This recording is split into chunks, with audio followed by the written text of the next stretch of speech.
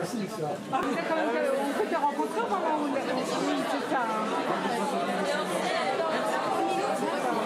Eh bien bonsoir, nous sommes ici dans les coulisses du Café de la Gare. C'est ça, hein? Oui.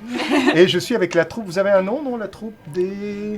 Ah bah tout de suite, première question déjà. Ah, voilà, c'est raté. La troupe des joyeux Alors, chapiteaux. la troupe de Chasm. Alors en plus, j'ai du mal avec le nom. Chasm. Shams Bouteille. Voilà, on va dire ça provisoirement. Shams Bouteille. Normalement, on est plus communiste et tout, tout appartient à tout le monde, Oh, d'accord. mais un peu plus à moi quand même. Mais bon. Ok.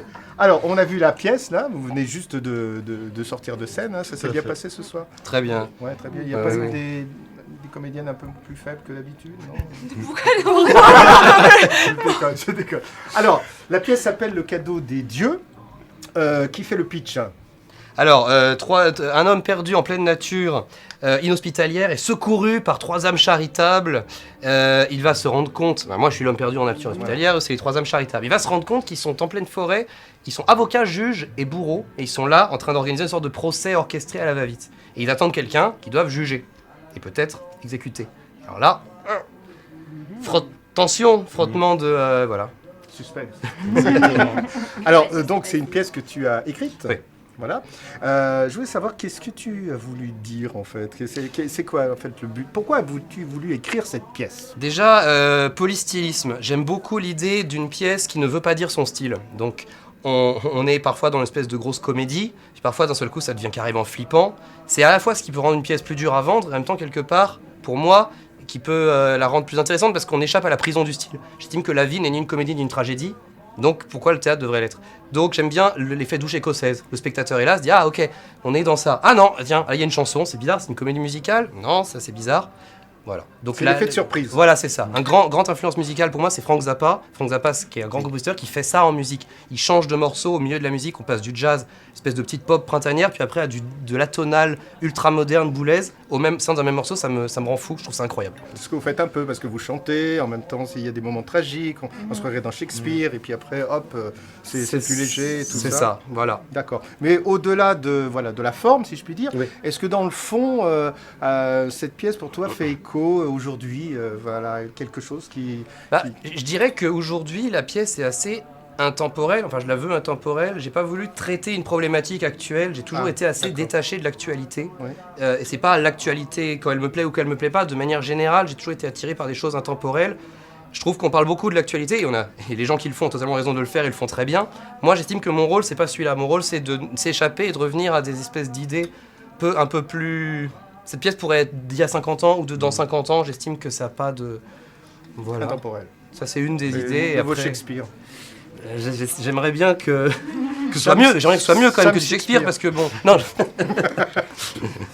D'accord. Alors, donc distribution magistrale. Hein. Bravo à tous. Hein, franchement, c'est une performance. Hein. Chacun à son moment. C'est assez intense. Comment tu as fait ton casting? Bah, c'est marrant parce que quand on dit chacun à son moment, à la base, je suis aussi compositeur, vous l'avez vu, et compositeur surtout d'orchestre. J'aime bien l'idée des instruments. Et j'aime bien dans les formations avoir 4 instruments différents qui n'ont rien à voir. Elle, ce serait la trompette. Elle est pas tout le temps là, mais quand elle est là, c'est pinçant et c'est tac. Et c'est un peu incisif, mais c'est pour ça qu'elle avait la muette, elle parle moins que les autres. Elle, c'est peut-être la flûte. C'est complètement... Voilà. C'est une grande fraîcheur, elle est enfantine, folle, mais un peu trop. Son innocence, enfin, une forme d'innocence un peu pervertie, parce qu'elle a aussi des pulsions. Bon, un peu, voilà. Lui, ce serait peut-être la timbale, la percussion, ou alors la contrebasse, une espèce de stabilité ferme. Et moi... La guimbarde. Voilà le violon. On va dire ça. Le Stradivarius. Le violon un peu désaccordé quand même. Alors, comment vous êtes rencontrés? Comment ça se passe? Vous connaissiez avant? Alors Anastasia est ma copine. Ah d'accord. Vous êtes tous ensemble? Non. Alors, et Adrien est mon copain et elle ma copine. En fait, on est en concubinage. Non. D'accord. Donc Anastasia, on se connaît depuis longtemps déjà, et on est des partenaires de crime. Qui fait la mise en scène? Voilà, on est en co-mise en scène et on est extrêmement... ce qui nous aide beaucoup dans ce projet, c'est qu'on est très très en accord artistiquement. Quand je vais voir un film, mettons, j'adore le film, elle l'a pas vu, mais je sais qu'elle l'adore. Je suis déjà au courant, puis après quand elle le voit, elle l'adore. Quand je déteste, je sais. Même quand on est tous les deux en train de voir un film, on est tous les deux là au même moment, on se regarde, on dit ah, c'est de la merde, ou alors ah, c'est incroyable, mais on sait. C'est une espèce de connexion qui nous permet de créer vachement bien ensemble. Il y a une osmose, c'est assez incroyable. Mais c'est pas non plus redondant. Ça, c'est ce qu'on dit les premières années, mais après... Oui, voilà, c'est ça. À part Fight Club, elle a pas aimé Fight Club, là, j'ai pas compris ce qui s'est passé. Ah, mais... Voilà, ça commence. J'avoue que... Après, alors, les... Alors, Ilona, on a fait un cours ensemble. C'était le D'accord. Latanor Berlioux, avec Daniel Berlioux. C'était un cours Ah de ouais théâtre vachement avec un acteur incroyable, Daniel Berlioux, et Coco Fitzgerald, et des gens assez impressionnants. Voilà, je l'ai rencontré là, on s'est rencontrés ici. Ensuite, on a quelqu'un, ça c'était au tout début, quelqu'un qu'on connaissait depuis longtemps, qui a disparu du projet. On s'est dit, ah zut! Et on allait pêcher lui dans un Shakespeare. On allait voir un Shakespeare, il y avait lui qui était assez phénoménal. Oh là, on a dit, hop, on l'a pêché. Ah oui, bah excellent. Tout à fait. Alors comment ça se passe? Alors comment vous, chacune, comment vous avez pris corps de votre personnage, si je puis dire? Comment ça a été difficile un peu, les répétitions Ça n'a pas été immédiat, ouais. Après moi, c'est une manière, mine de rien, assez classique. Je pense que comme... moi, on m'a toujours appris au théâtre, c'est on prend un texte, au début on croit qu'on l'a, qu'on en a tout compris, et on le reprend 15 jours plus tard, on se rend compte qu'on n'en a pas compris la moitié, et petit à petit, comme ça vient progressivement. Pour moi, ça passe beaucoup par le travail de texte, parce qu'en plus, c'est vrai que le théâtre, effectivement, c'est pas que le texte, c'est bien entendu la mise en scène et tout ça, mais en l'occurrence, moi, en découvrant le texte, immédiatement, je l'ai énormément apprécié, j'ai vu le travail qui avait été produit derrière par Shams et Tsak, le texte était au cordeau, et je me suis dit, c'est un outil phénoménal pour avoir les personnages, j'ai pas forcément besoin d'aller les chercher ailleurs, en fait. Après combien de temps avant de commencer à jouer? En combien de temps? Dans le temps ou par jour? Dans le temps, on va oui, enfin... En gros, on combien de temps au total? Au total, en fait, en gros, on a pris notre temps.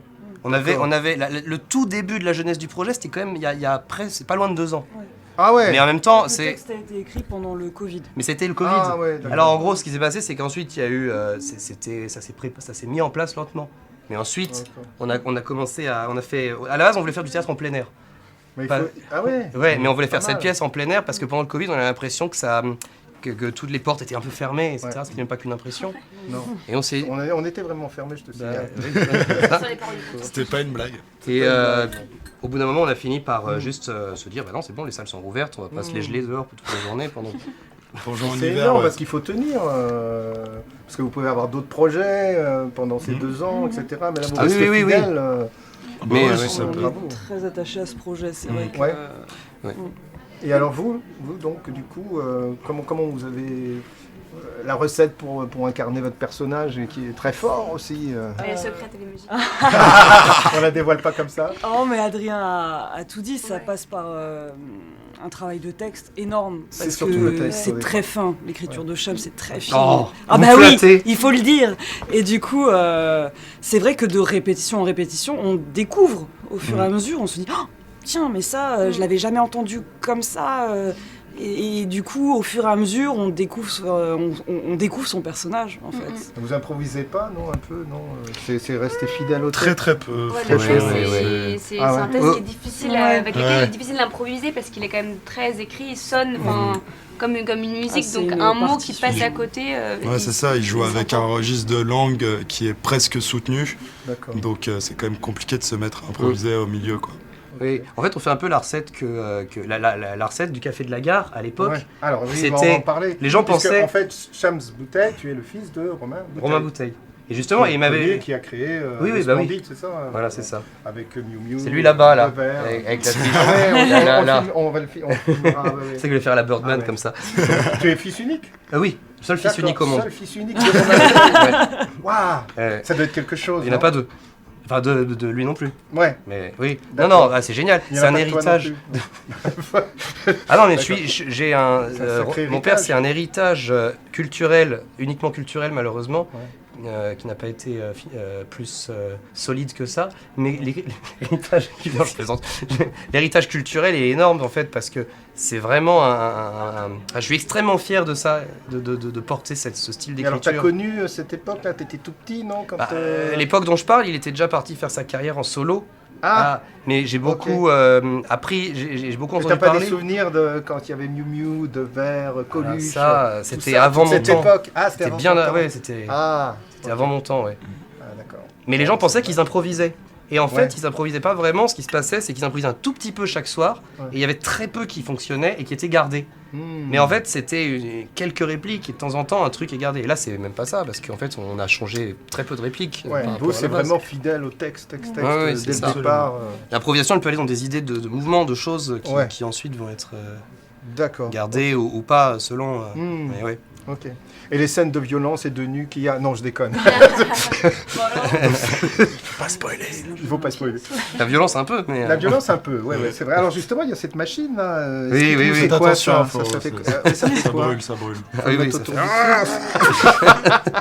C'est ça?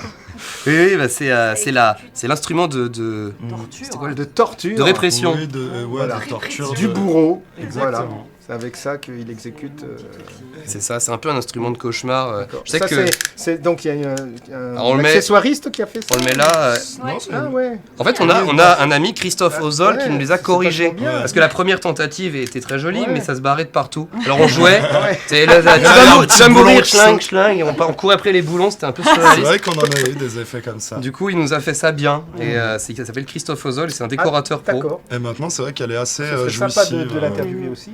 Oui. Bon, on rappelle alors, donc votre pièce, où est-ce qu'on peut venir la voir? Jusqu'à quand? Eh bien, au Café de la Gare, pour 2 dates encore, le 11 mai et le 15 juin. C'est des jeudis, c'est à 21h. Puis au Festival d'Avignon. Ah, vous serez à Avignon? Oui. Tout le festival. On va revenir vous voir. Avec plaisir. On sera au BA Théâtre. Anciennement Chams Théâtre. Anciennement Chams Théâtre, maintenant c'est le BA Théâtre. Il est où? Il est Place Pi, mais l'adresse c'est pas Place Pi, c'est un peu chiant. C'est compliqué notre théâtre quand même. Vous êtes tout le mois? Ouais. Eh ben on vous retrouve là-bas. Super. Avec plaisir. Merci beaucoup. On va libérer notre perchiste là qui en peut plus. Qui a mal au bras. J'ai jamais compris qu'on va faire ça. Alors venez à Café de la Gare, il reste 2 dates. Et sinon rendez-vous au Festival d'Avignon. Avec Backstage, bien sûr. Merci. Merci. Bonne soirée. Bonne soirée.